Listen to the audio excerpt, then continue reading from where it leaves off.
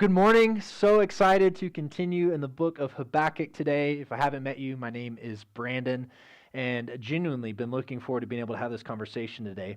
We're going to be picking right back up where we left off last week in Habakkuk chapter 2. And so if you want to be turning there, go ahead and flip over. If not, it's going to be up here on the screen.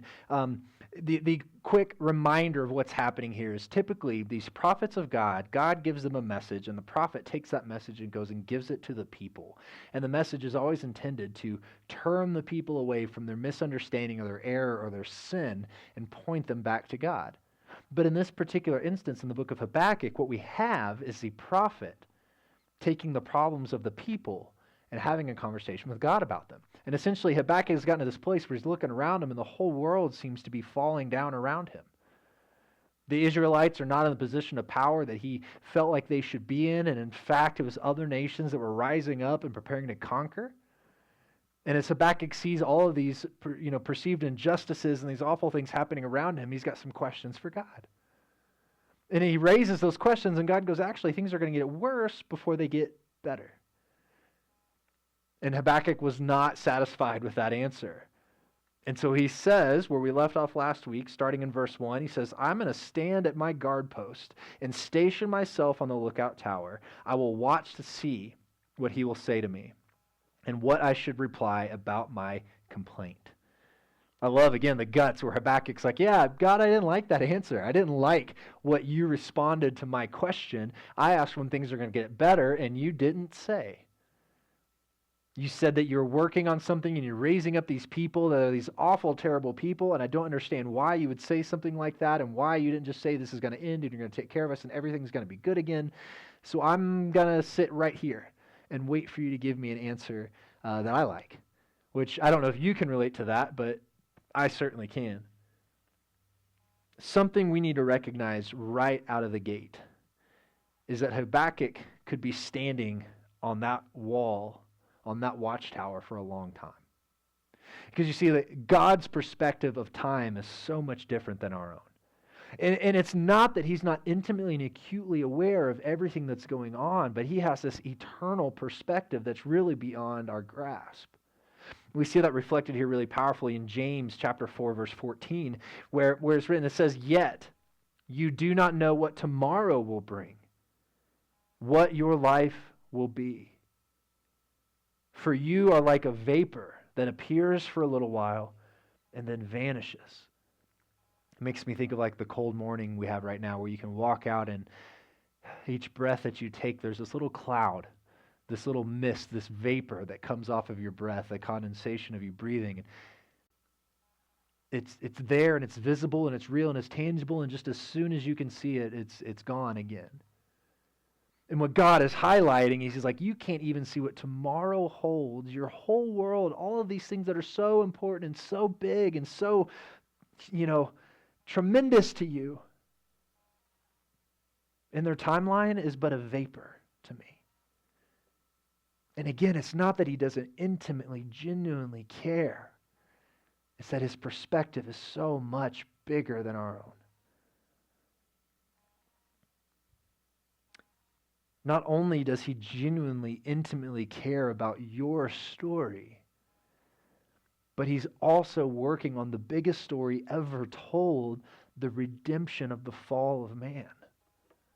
And that's a big story, and that's a lot of people involved. It's everyone. God is seeking to bring all people, not only you, though you are included, but all men and all women back into the kingdom of God. That's the mission that he is on.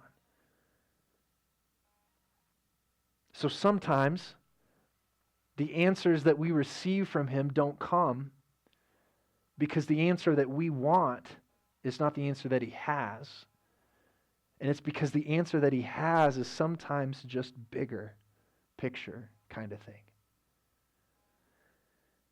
And so the story of the redemption of humankind is much bigger than the vapor of when we are born and until we die.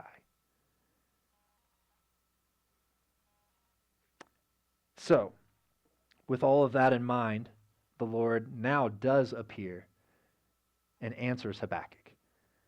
So in God's second answer, the Lord answered Habakkuk. He said, write down this vision, clearly inscribe it on tablets so one may easily read it, essentially saying, I'm going to put this as simply as I possibly can.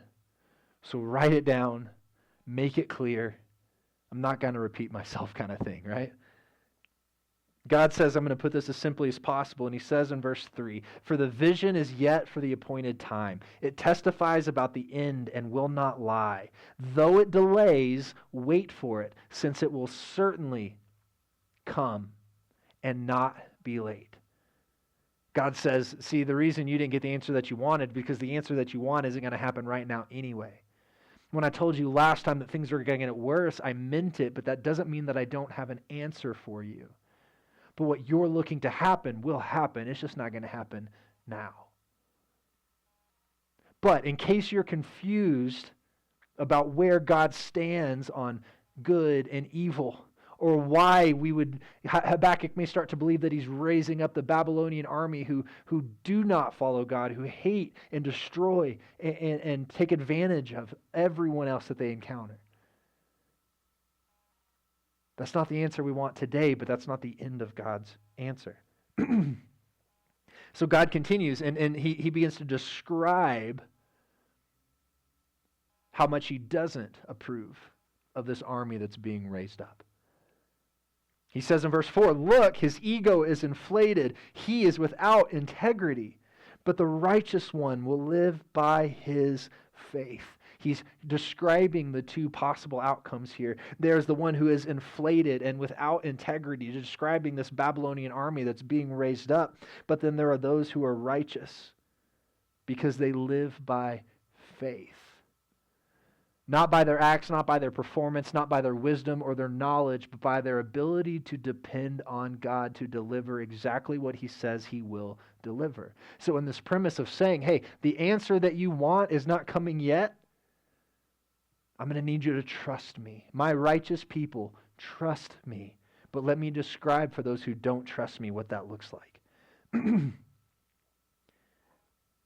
Moreover, he continues, wine betrays. An arrogant man is never at rest. He enlarges his appetite like Sheol, and like death he is never satisfied. He gathers all nations to himself, and he collects all the peoples for himself. That's what this Babylonian army is doing. And then God issues what is called the 5 woe oracles. It's these premonitions saying, because he lives this way, here are the consequences that are coming for him. Be careful if you live this way. Look at these things. Identify these things, because here are the consequences. So watch your back if you decide to live this way. He continues in verse 6. God says, won't all these things take up taunt against him? With mockery and riddles about him. They will say, woe to him, the first woe. Woe to him who amasses what is not his. How much longer? And loads himself with goods taken in pledge. Won't your creditors suddenly arise, and those who disturb you wake up? Then you will become spoil for them. So we see the pattern here, the woe. Woe to him who masses and takes advantage of other people and takes what is not his. All the things that you take will become a spoil to you. Since you have plundered many nations, all the peoples who remain will plunder you because of human bloodshed and violence against lands, cities, and all who live in them. Another woe. Woe to him who dishonestly makes wealth for his house, to place his nest on high, to put himself above others, and to escape the grasp of disaster. You have planned shame for your house by wiping out many peoples and sinning against your own self. For the stones will cry out from the wall, and the rafters will answer them for the woodwork. Woe to him who builds a city with bloodshed and founds his own town with injustice. Is it not from the Lord of armies that the peoples labor only to fuel the fire and countries exhaust themselves for nothing? For the earth will be filled with the knowledge of the Lord's glory, just as the waters cover the sea, an overwhelming amount, an unimaginable amount. So as the water covers the sea, so will the Lord's glory cover the earth. Verse 15, woe to him who gives his neighbor drink, pouring out your wrath, and even making them drunk, in order to look at their nakedness. You will be filled with disgrace instead of glory. You also drink and expose your uncircumcision. We're going to pause right there because there's a lot to unpack just in those couple verses. So far we're seeing, hey, when you live this way, here are these consequences. And they're kind of a literal thing. If you take advantage of other people, one day people are going to take advantage of you. If you steal and thieve, one day others will steal and thieve from you. If you build your empires based on violence and aggression, one day someone will conquer you by the same means. But then he gets to this drink and this uncircumcision and nakedness and what's going on here. So there is a literal component of this, of the neighbor who gets his neighbor drunk so that he may look down on him with shame or treat him unfairly or take advantage of him. Woe to that person, for they will be treated the same way. There's a reality in that. But there's also this metaphor that we're looking at where when we see this cup and this drink and this pouring out, this is God-sized language.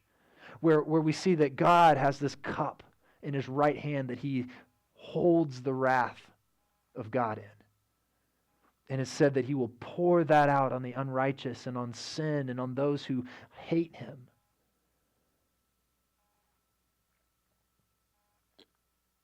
And in that, expose them for who they really are.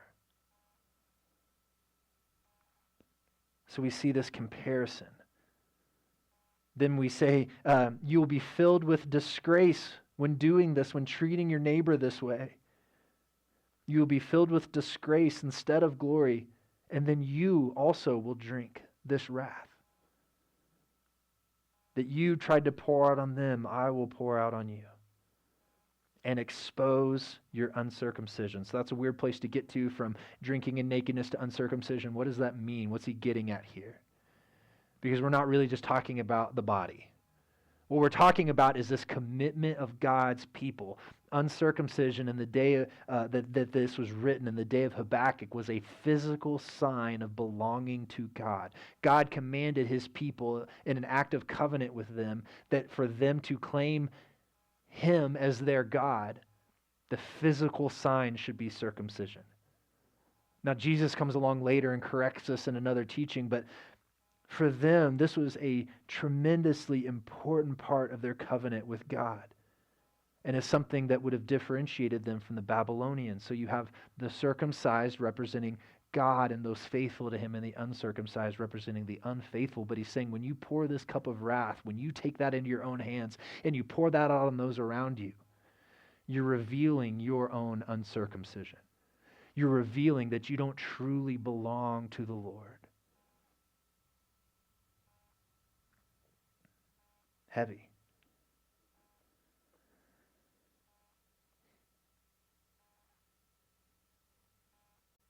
God continues driving home that metaphor. He says, this cup of wrath is in the Lord's right hand, and it will come around to you, should you live this way. And utter disgrace will cover your glory. For your violence against Lebanon will overwhelm you. The destruction of animals will terrify you because of your human bloodshed and violence against lands and cities and all who live in them. Now we get to the last woe. What use is a carved idol after its craftsman carves it? It's only a cast image. It's a teacher of lies. For the one who crafts its shape trusts in it, puts his trust in this thing that he has created, and it makes worthless idols that cannot speak. Woe to him who says to the wood, wake up, or to the mute stone, come alive. Can it teach? No. God says, look, it may be plated with gold and silver, yet there is no breath in it at all. This seems pretty obvious to us, but we do this all the time. I relate so well. We pull this thing into our gaze and we say, this is the thing that will matter. And we craft it and we shape it. And we're like, if we can get this thing just right, then I will find happiness and I will find peace and I will find joy and my purpose and my contentment. And it's wrapped up in this thing that I'm creating. And I craft this idol and I set it up on the pedestal. And I go, this is all that I've been working for. You are the answer to all that I have. Now tell me, what must I do?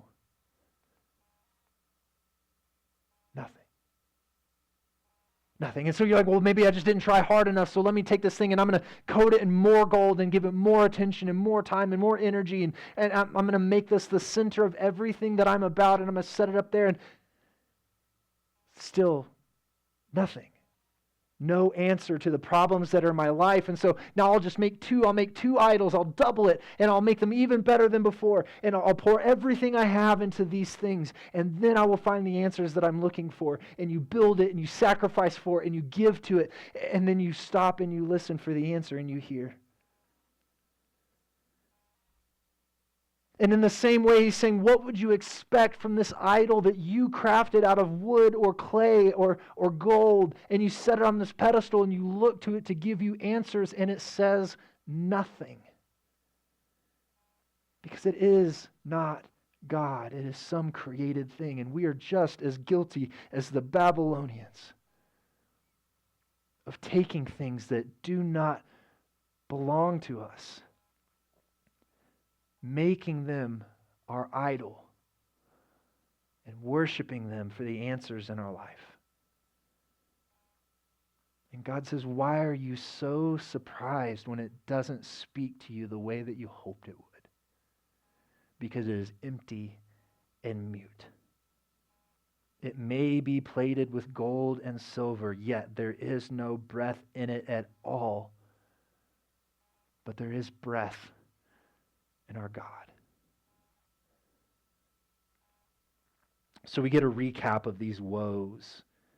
Woe to those who amass those who amass wealth unjustly. Woe to those who are greedy and arrogant.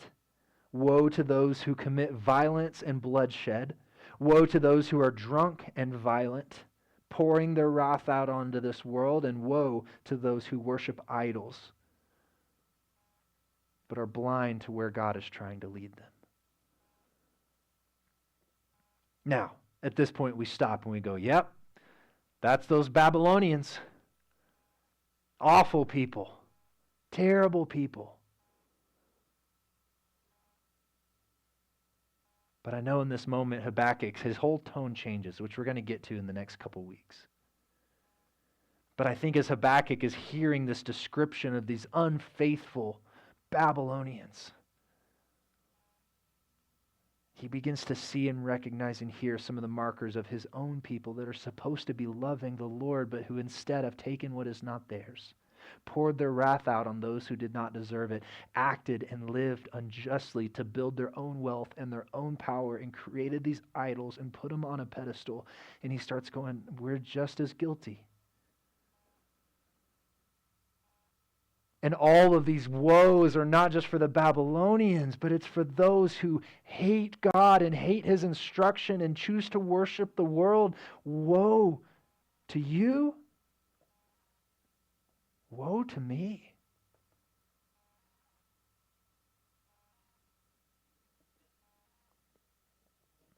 But the Lord, verse 20 says, is in his holy temple. Let the whole earth be silent in his presence. Have you thought of a moment where you've truly had nothing to say? What causes that? Have you ever been so scared, so fearful, you just freeze and nothing? Or maybe you've seen something just so beautiful, you've looked out and watched the sunset over the mountains, and there just aren't words to describe it. Maybe there's been a joy that just wells up in you that you just have nothing to say. or maybe such a deep heartache that silence is all you can offer. See, we're so worried, like Habakkuk, about wanting God to not be silent, that we may hear his instruction and hear his teaching. And I'm thinking right about now, Habakkuk's probably going, God, yeah, that's probably enough. I don't know that I need to hear anymore. But we call for him to speak. We call for him to talk. We call for him to give us answers. And I think in that, sometimes we're at risk of losing who he is. He is not some genie in a bottle. He is not some good teacher or man to be called upon to bend to our will. He is God, the creator of the universe, the Almighty, who put all things into existence with only his breath, who is eternal, never-ending, all-powerful, all-knowing, always present. The only one who could rescue, defeat sin. He is the keeper of the keys to eternity. He has always been. He will always be. And in his presence, should that not strike a certain amount of awe that almost drives us to be silent because of how powerful and big and mighty he is? I think in God's just way, he's reminding Habakkuk of whose temple he sits in. Habakkuk kind of in a high and mighty, God, give me an answer. I'm standing in my watchtower. And the Lord's response, actually, you're sitting in my temple.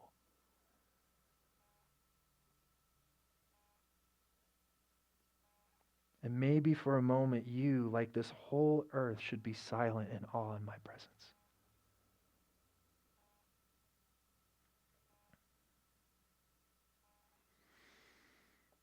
Beautiful. How much our God loves us.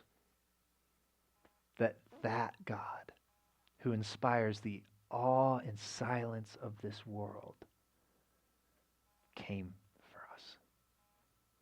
We'll come back to that. So we see the woes.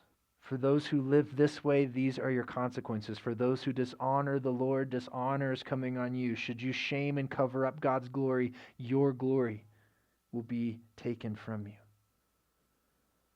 That is clearly the Babylonians.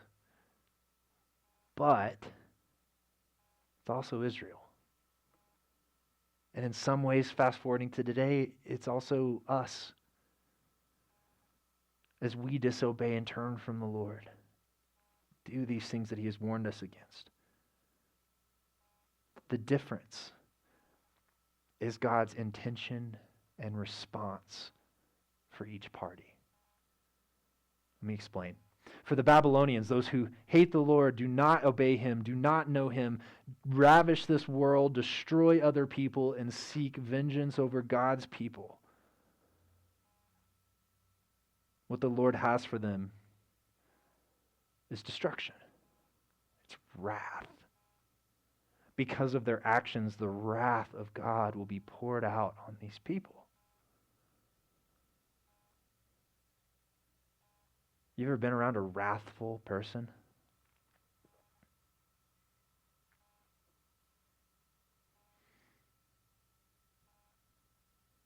That's very different than what the Lord has planned for his people. It's not wrath, it's discipline. It's consequence. For them I will pour out my wrath. For you I will offer my discipline to guide you, correct you, and bring you back to me. God is saying, though I will raise up Babylon in this era, I will raise them up in this moment to accomplish my purpose, to accomplish my mission. At the end, them being raised up will bring you into submission, will bring you back into relationship with me, will humble you and strip from you the pride that you have built for yourself, will tear down the idols that you have put on the altar instead of me. At the end of this, you will be restored. At the end of this, they will be destroyed. Wrath, discipline. Then there's the third party, there's us, where we bring this into today. Because of what Jesus has done, we are free from the cup of wrath that God will pour out on this world one day. Jesus has sheltered us from that. He carried that cup fully on him on the cross and satisfied the wrath of God for each and every person who calls on his name. We also have a different relationship with discipline because God does not punish. In the same way now, because of what Jesus has done, as he may have to his people in Israel because they were under the law. When they failed, there was punishment. Now when we fail, there's the grace of Jesus. So we get to live however we want, right? Absolutely not.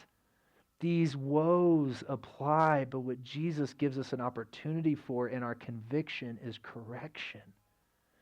Don't live this way. I have something better for you. I have made you for more. I have called you to more. Do not satisfy to live in these old ways and according to these woes. Do not subject your new life to the same as one of wrath and punishment. Instead, live for me in freedom and in love.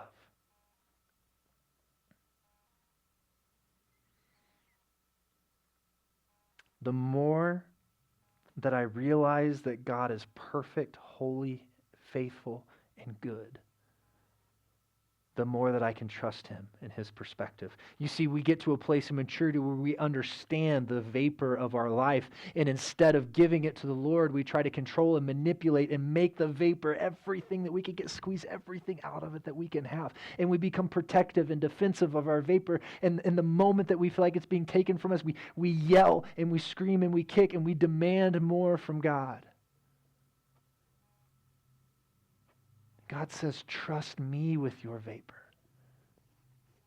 No one loves you like I do. No one has sacrificed for you like I do. No one wants to protect you and restore you like I do.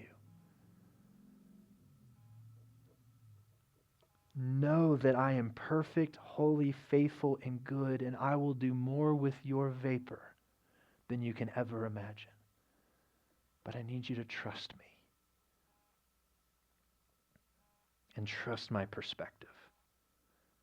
Here's the 3 application points I want us to wrap up with as we are called to be people of God and to live faithfully in him, to live freely for freedom's sake, to make much of Jesus and less of us. Here's 3 things I think we can take away from this that we can begin, if we haven't already, to implement into how we live our life as new creations of Christ. The first one is this: choose faith over fear.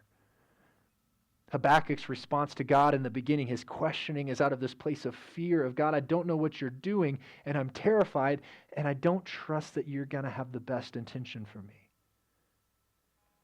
Imagine how different that conversation is as Habakkuk stands before the Lord and he says, God, the world is crumbling around me. Everything's on fire, it seems. What's right is wrong, what's wrong is right. Everything is backwards and upside down. But you know what, God? I know who you are, and I know that you're good, and I know that you're trustworthy. So I'm okay. I'm at peace. God, you do you. I'm right here. Choosing faith over fear gives us a new perspective when faced with uncertainty. We get to know that God is the one who's in control, and he will bring his promise to pass. But it probably won't be in our timing, and it probably won't be exactly like we wanted it to. But are you going to trust him, or you, or this world? Choose faith over fear. The second one is this: don't just act justly, live justly. You ever done the right thing for the wrong reason? And it feels so good when people are like applauding you and, oh, yeah, it's such a good job. I saw you do that. That's so good. And the whole time you're thinking, yeah, but if you only knew why. I never would have helped that person out. In fact, I didn't want to. And I in my heart, I held a grudge the whole time. And I just went through it because I knew that someone would pat me on the back and tell me that it'd be a good job. And they think that I'd be a better person. That is acting justly. That's not living justly. We don't need to just be offended by the woes of the world. We also don't need to join into the woes of the world. We need to live in a way that brings God's justice and goodness into the woes of the world. Be an advocate for fairness, for integrity, and mercy. Let it change you from the inside out to do these things in a broken and fallen world so that God's character may be seen in your life and the lives of those around you. Fear over faith, live justly. And the third one is this: live with eternal perspective. In the midst of life's struggles, remember that God's ultimate plan will be fulfilled. And his glory will cover the earth as the waters cover the sea. Because of that, we can live every day, every moment, no matter the struggle, with hope. That no matter what happens in our vapor, God is bringing rescue and restoration and a permanence of goodness and eternity with him. No matter where my situation leads, I can rest and have hope today because he is good and he will not abandon me. He's coming back. Amen? He's coming back. Live today in our momentary light afflictions of our vapor with an eternal perspective on hope. I think if we can do those things, faith over fear, stepping out to live justly as God has called us to reflect his character, and to live with an eternal perspective, it's going to change the way that we see this world. It's going to change the way that you live your life. It's going to bring a new recognition of a whole new kind of purpose. If that's what you've been missing, here's my challenge. Examine where you're living in woes and what that might be stealing from you. Examine what you've put on your pedestal, on your altar as an idol. And ask yourself what answers it has for you.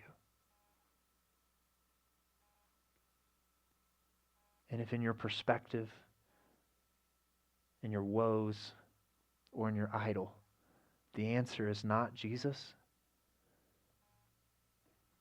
put him back in those places where he belongs. Let him guide you away from the woes out of love and care and grace and mercy. Let him push you and strive you out of his goodness to live in goodness to those around you. And let him give you a perspective that puts you on an unshakable foundation. No matter the storm, you rest in him.